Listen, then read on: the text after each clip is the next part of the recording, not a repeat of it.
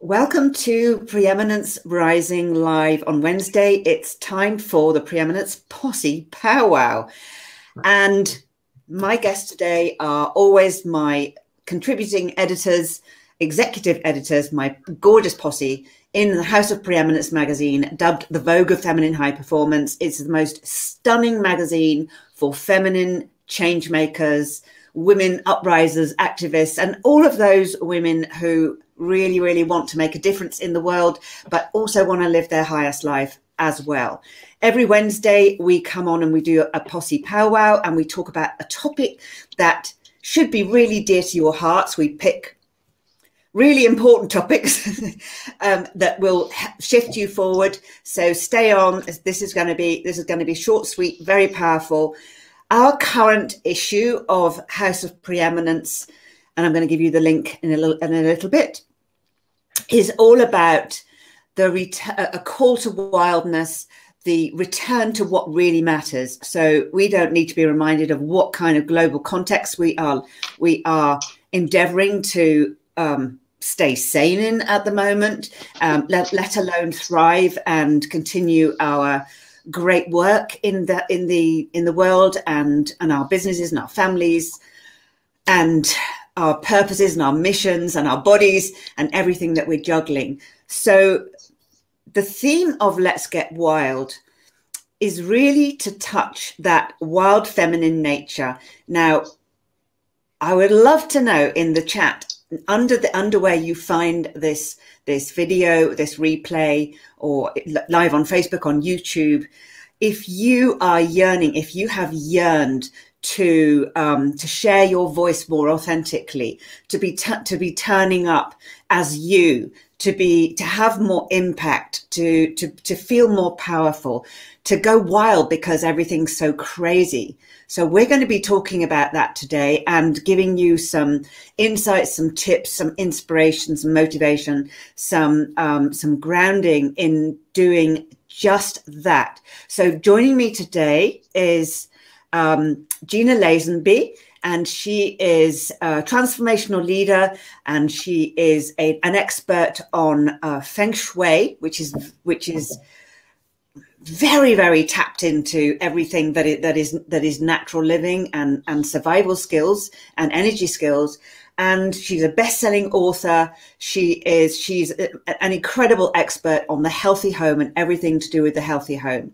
And then I also have with me the very wild Ms. Dawn Bates, leadership expert, publishing expert. She has publishing companies. She helps authors get their voice out there into the world in ways that will really, really uplift the world. She's an activist for humanity. We are working together in this project. So, ladies, I'd love to know when you get a call, let's go wild. What do you think of?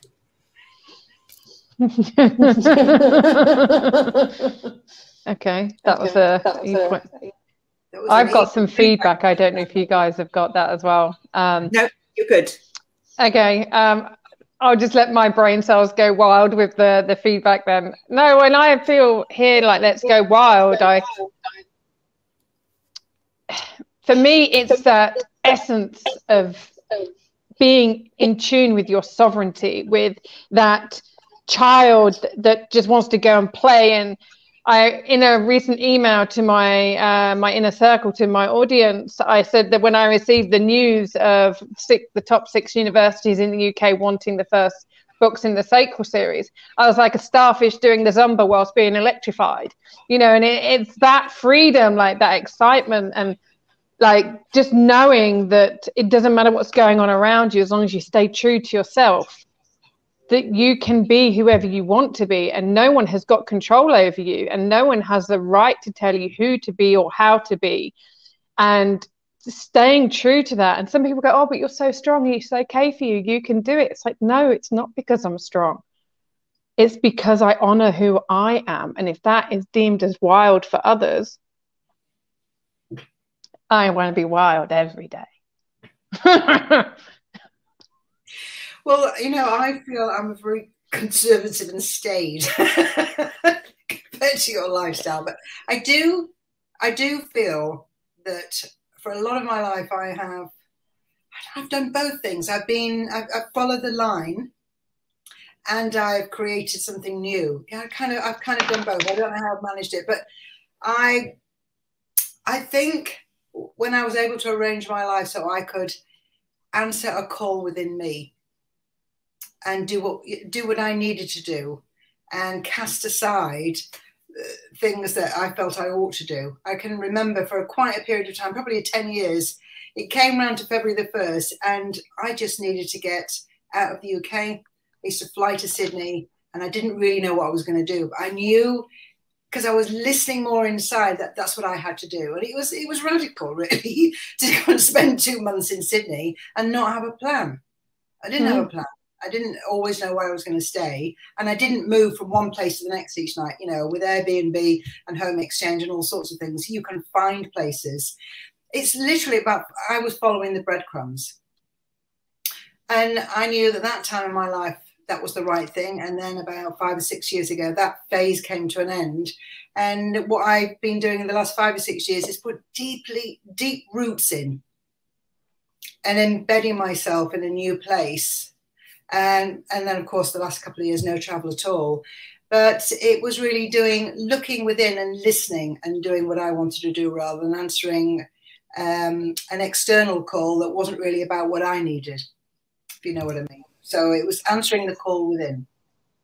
And so both of those are so valuable. First of all, owning your sovereignty, and listening to the call of your heart. Both absolutely perfect examples of our wildness and our wild great nature, because listening to yourself and your sovereignty are tapping into the essence of who we really are, which is wild, before we were all tamed by societal programming and the education, especially the one well, I'd say especially the one that we had, but we were. It is, we know that there's been a long time of programming, of governmental programming, of societal programming, of cultural programming as well. It has been happening, and it's only now that people are becoming more and more aware of it, when all of a sudden, not at the moment, because we haven't got that many choices at the moment because of COVID, but nevertheless we are still discovering that life is full of choices. Dawn, you've taken that ability, that freedom to choose, and built a completely utterly autonomous lifestyle, thriving in what you're doing, but you just traveling where you want, on your own time, in your own rhythm, which is about as wild as you can possibly get at the moment. Well, I mean, just listening to what you were saying, Gina, about putting your roots down, I pulled all the roots out, and it wasn't the roots of home. It was the roots in my mind. It was the roots in my soul that were weighed down by possessions, by society, like you were saying about the programming. I mean, I wrote an article yesterday on LinkedIn, because I'm doing the 30 articles for the Human Rights celebration this month, because we've got the Universal Declaration of Human Rights 75th and 100th anniversary coming up in the 75th anniversary is next year. But when we pull the roots from our mind, and we pull the roots out of because freedom is in the mind. It's not a place. It's unless that place is deep within you.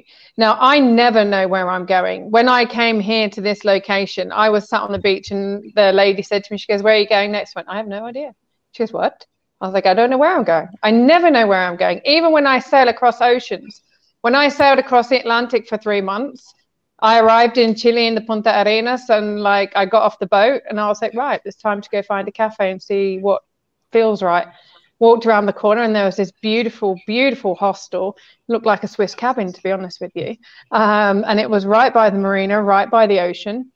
I never know, because having something booked, especially as a sailor, sometimes we're delayed by a week. Sometimes we want to leave on this day, but we can't go because of winds or boat parts or what have you, or like something goes wrong, we're on the ocean and we need to kind of figure out what to do and where to go, like losing your front teeth in a storm and having to go to somewhere completely different to get to your, these aren't my real teeth, Gina.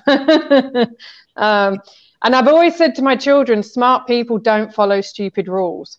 They resist them and they innovate. And at the moment, we're seeing so many people conditioned and just following the rules because that's what they've been told to do. They haven't actually said, does this work for me? And you mentioned the choices thing there, Jenny. And for me, we have an abundance of choices. We just have to be willing to see them. It's like yesterday, I went to get my hair done. And I was refused entry because we're not, I'm not vaccinated. I'm not going to be, and I'm not going to wear a mask because it's not something that I subscribe to. I'm, like you mentioned at the top of the show, I am a human rights activist. You are not taking away my sovereignty. You are not going to muzzle me for 7 hours. I mean, you try and muzzle me for 7 minutes and, see what happens.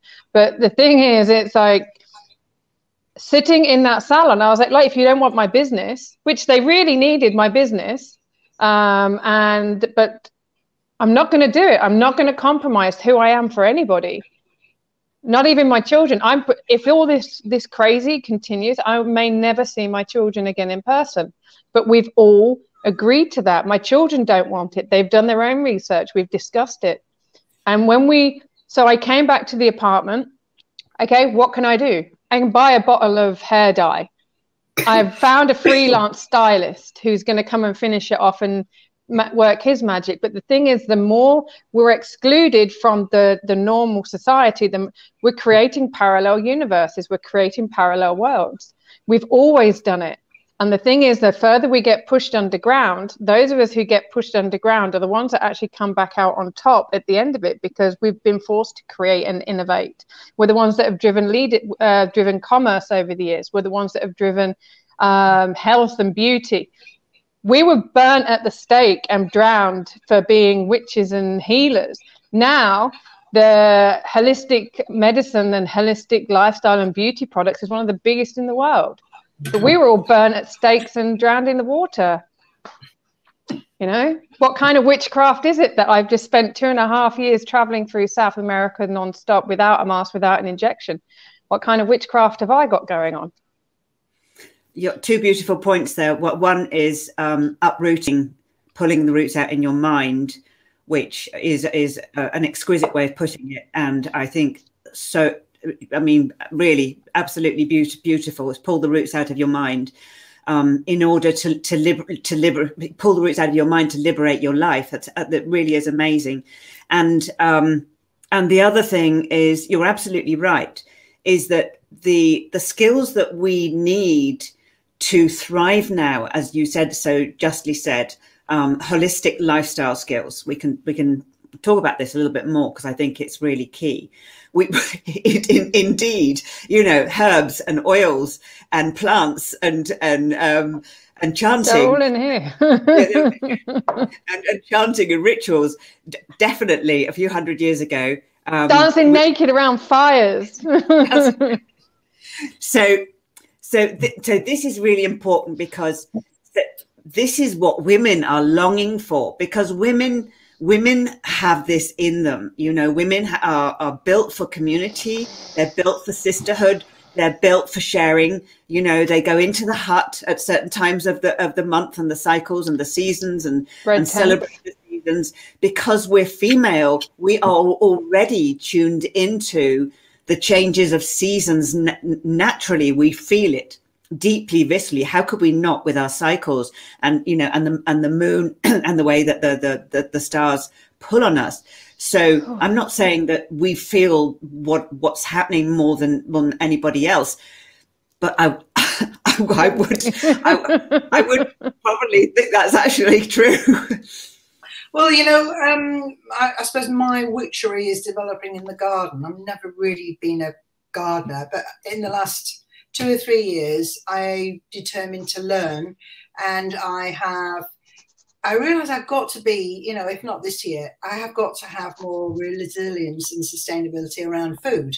I'm actually studying a course, although I know a lot about the elements of food as medicine, to fill in all the gaps, because I want to eat the right things for myself now to prepare for a longer life. I'm trying to support my elderly parents in eating things that will really sustain them.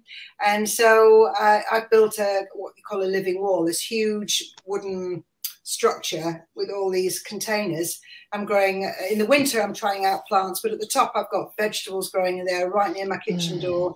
I've got herbs. I've got this huge, I can't remember the name of the herb now. It'll come back to me in a minute. Laurel, I can't remember. Anyway, bay leaf. And I, you know, occasionally put a bay leaf in food, and then I'm investigating, well, what can I really use bay leaves for? You know, what can I use the sage leaves for, and herbal teas fresh from my garden, what do they do? So I'm strengthening all my knowledge about food and herbs and what I've already got in the garden, how I'm going to plan a garden that's going to nourish me. I already grow quite a lot of things in the house, so I've always had a strong link with nature, and I'm just deepening that and filling in my knowledge, not just cooking food, but I've always cooked with the seasons. So I'm getting more and more nourishment from what I eat, and more knowledge, because most people do not understand their own bodies, what's happening inside. They don't understand there are foods that you can eat that will change that. So this is what we've got to do. We've got to have that strength. And as women, you know, we're the home healers, you know, we are the ones. Somebody just cancelled something tomorrow, they've got COVID or a strong cold, and I just said, vitamin C every 3 hours, get some zinc and magnesium. Oh, that's a good idea. You know, I don't know whether they know already, but it's seemingly not.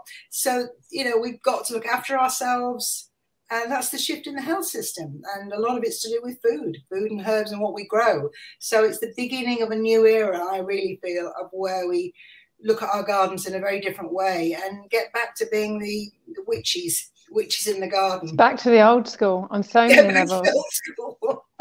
So what has been apparent in the last two years is how, not for us because we are sensitive to those things already, but so many people have become totally 100% reliant on health systems that have very, very dubious foundations, extremely dubious foundations, and without even giving it a second thought. If you know, if I get sick, I'll go to the doctor. That's it. And what you're talking about, Gina, is a more autonomous way of using the garden and using nutrition and using lifestyle to, you know, as a doctor, to be our own carer. So this isn't actually going backwards. You know, this is actually going forwards. And anybody who's thinking, well, she's lucky because there's no garden within 10 miles of where I am, and not even a tree. There are all sorts of ways. Window ledge. Absolutely. There are all sorts of ways. So first of all, is for people who feel out of touch with those sort of reflexes, is first of all to open the windows in the morning and just look up to the sky, look up to the night sky, and remember how we are connected. And you mentioned this in your story, Gina, about when you were in London after coming back from America, and you looked up from your basement, and that was all of the skyline that you could see, and you said, this is not possible. But it's the first place to look is to say, okay, I really am connected with the universe. I really am connected with everything, and to find a way to breathe, to integrate nature, even if it's a park in a city, and to get some nature into your day, your lifestyle, and get a sense that we are in a relationship with the earth, because we are. So that for me is one of the I think the most important thing that Dawn said so succinctly and eloquently earlier on, is about unrooting your mind and liberating your mind. And the next thing is this get back in touch with the world around you and the earth around you. And let's just elaborate on that a little bit about ways that people can care for themselves. You know, Dawn, you're traveling with a rucksack and 27 kilos. 27 kilos. Oh, you've put a kilo in since we last met. But I've lost more off me, so I can have more luggage now. Yeah. So again, it comes back to this total autonomy, and when you consider things like nutrition, first of all, number one doctor is nutrition. Well, I think the thing we've got to look at is how, I mean, like you, Gina, I see food as healthcare. Big pharma is sick care. It keeps you sick. But food is healthcare. Nature is healthcare. And this is the thing, is like when we got a stomach bug here, like those of us who are in this co-living space at the moment. And it's the first time in 10 years that I've had anything that's like any remote illness at all. And the last time was, like I said, 10 years. No, I mean, it must be 11 years ago that I was sick when I got the norovirus after coming back from Egypt to move back to the UK. And people say to me, you eat so healthy.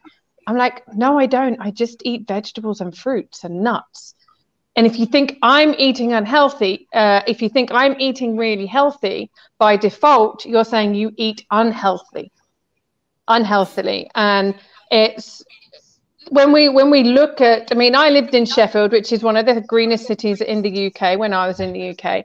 But when we were in Egypt, even in Egypt, where it's the fourth largest city in the world. So I've gone from the fourth largest city in the UK to the fourth largest city in the world, and had a bit of a meltdown because there was more people in the building I lived in than the village I grew up in, and that made my legs go a little bit weak.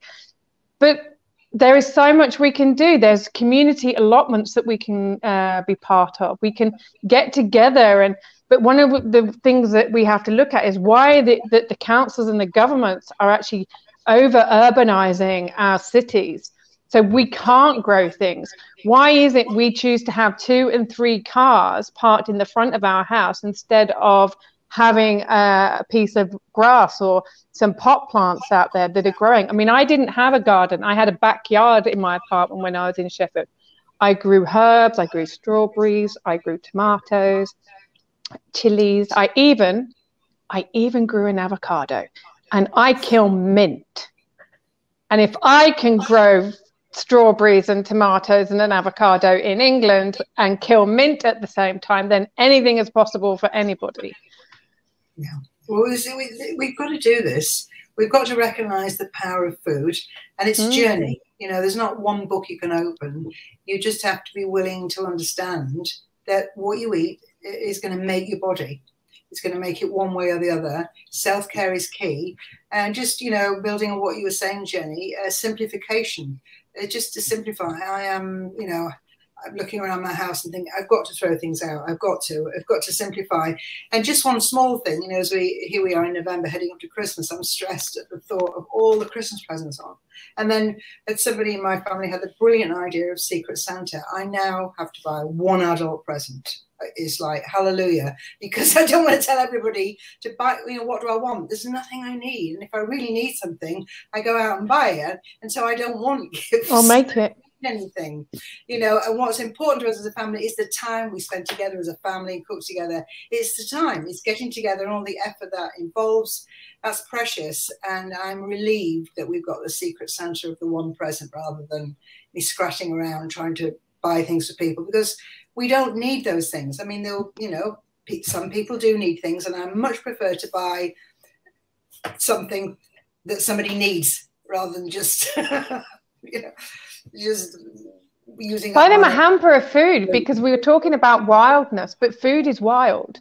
Natural food is wild, and the more we nourish our bodies with natural foods and seasonal foods, the more we energize our wild, the more we can connect to nature. It's not just about being in nature, it's about feeding our body nature and the carbon that we put into our body. pumpkin, seaweed, Oh, shoyu, asparagus. and miso. I've done that before for the family. They've gone, oh, thank you, Gina. And I bought them a hamper full of macrobiotic foods in my desire and quest to support them in natural well-being. People arrive there when they do, but more and more people now are understanding that they can eat healthy. There's so much more information than there used to be, and so that's my call. Eat well for the season, support yourself, cook your own food. Because processed food just weakens your immune system. It's not feeding you. It's not feeding it's not you food. the nourishment you need. Nourishment is a key word, Jenny, to nourish yourself, whatever it takes to nourish you. And, you know, it's a winter night here in the UK, and I'm going to be in bed early. You know, I've got the log fire on. All these things nourish me. Quiet time, because when the energy changes in the spring, I'm going to be out doing things in the light. Now it's the book, it's the thinking, it's the inward energy. It's honouring the season, and that's what sustains me rather than rushing around pushing myself. You know, I can't push myself. That is the true return to the wild nature. Is listening to these rhythms and these seasons instead of fighting them. And just as you said, it's just taking this time now to go within. We're in the northern hemisphere, so it is a time. I am now. You are now, are you? To go within, to rest, to recuperate, to sleep, to nourish with whatever it is. It's building the seed that will come out. It's the winter, isn't it? And then the seed comes out. It's just needing that inner self ready for it to move out. It's everything is moving inwards and nourishing, so that whatever emerges later is really fully formed and well constructed from the rest period.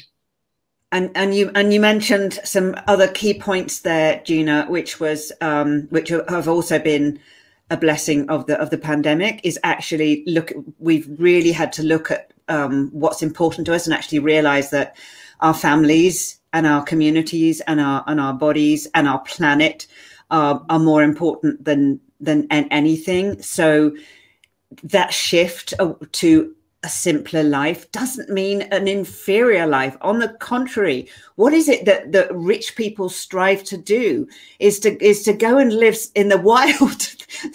You know, is when with great material gain, if they get there and they go, oh gosh, actually I really just love to go and live in a cabin and write books and have a very simple life. That is the whole thing. Is the quality of life is in the simplicity and the appreciation of what is important every single day and moment to moment.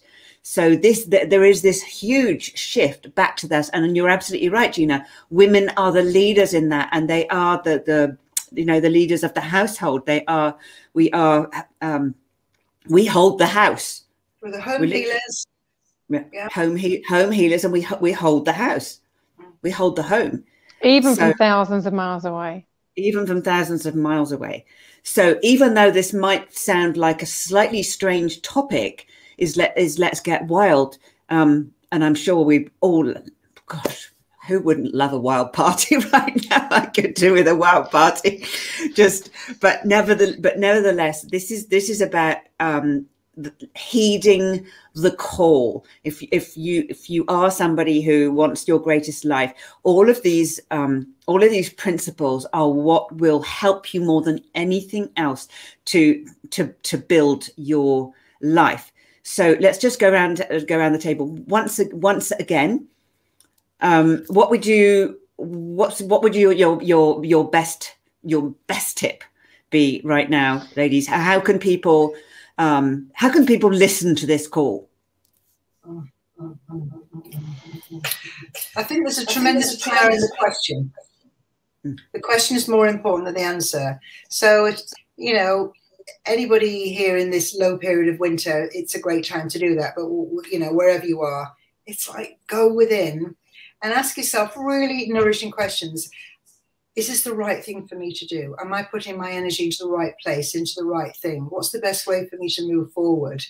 And you don't need an answer. You just need a really well-crafted question, because once you release that question which you've thought over, that answer will come of what's right for you. So take the time to ask the right questions would be my take. I love that. That's absolutely perfect. Really, really, really wonderful. Dawn? My thing, I guess, building on very similar to what Gina was saying, it's actually in that question. How does this make me feel? How does this person make me feel? Before we do anything, like whether it's putting on our clothes in the morning or putting in our earrings, how does this earring make me feel? How does this top make me feel? How does this food I'm about to eat make me feel? How does going to have a meeting with this person make me feel? We in Arabic we say Bismillah, which means begin like with an intention. It's like it's such a beautiful thing. And whenever I do anything, whether I'm stepping out my door to go and see to go get anything or do anything or be anything, how does this make me feel? And if I'm not jumping around like a starfish doing Zumba, getting electrified, that kind of excitement or level or at peace, and I don't do it. Just don't do it. I don't eat it. I don't go there. I don't want to, I listen to myself. That is, I think, the quintessential definition of wildness is really listening to yourself and being untamed, is being untamed. So I just like to conclude by inviting whoever's listening to this to come and join us in Preeminence Rising and come and join us in this movement, because I do believe that women need other women now more than ever before, and to have this kind of conversation and to move things on. We are stronger together. So we invite you, first of all, to come and check out the magazine and the platform, which has all these two ladies and another 8 ladies who are part of the posse, with every topic that under the sun that you could wish for your holistic lifestyle. And we have a community. We have a Facebook community. We invite collaborations. We invite you to come and build the new world with us. We need each other. We are very complementary. Each one of us has our own skills, and we know that we need each other right now. So my invitation is for you to come and follow the link at the bottom of this video and check out the magazine. Find Preeminence Rising on Facebook. Check out these gorgeous ladies online as well, Gina Lazenby and Dawn Bates, and the amazing work that they're putting out to the world, and how you can learn more about their own resources. And that beautifully rounds out. And my biggest tip is make sauerkraut. Oh. Probiotics. I love sauerkraut. Find the way to boost your immunity system now. There are so many simple ways. Cabbage and salt, for goodness sake. Fermented food is one of the best medicines of all. And sprouted seeds. You've got you're already wild. So they're growing on my kitchen surface. Yeah, and we've even got recipes in the magazine about these. So we'll give you loads of resources. So thank you for watching this. Please, if you're watching this replay, please comment underneath. Let us know how you're feeling the call to wild. Are you stuck? What is it that you want to be working on to show up as your most authentic self, authentic wild self, even right now? And basically come and join us. So sending so much love. Thank you, ladies, again for an amazing powwow. Such valuable wisdom sharing with the world. Thank you. Witchy wisdom. Witchy wisdom.